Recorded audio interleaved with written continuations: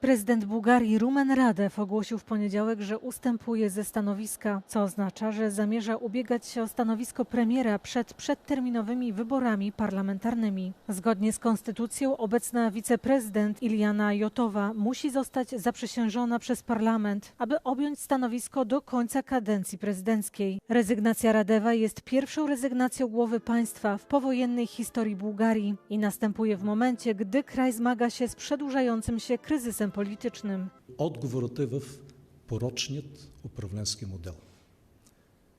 Той има външните признаци на демокрацията, но всъщност функционира по механизмите на олигархията. Българската политика се случва извън институциите. Кукловодите не се свенят пред камерите да спускат директиви на Народното събрание.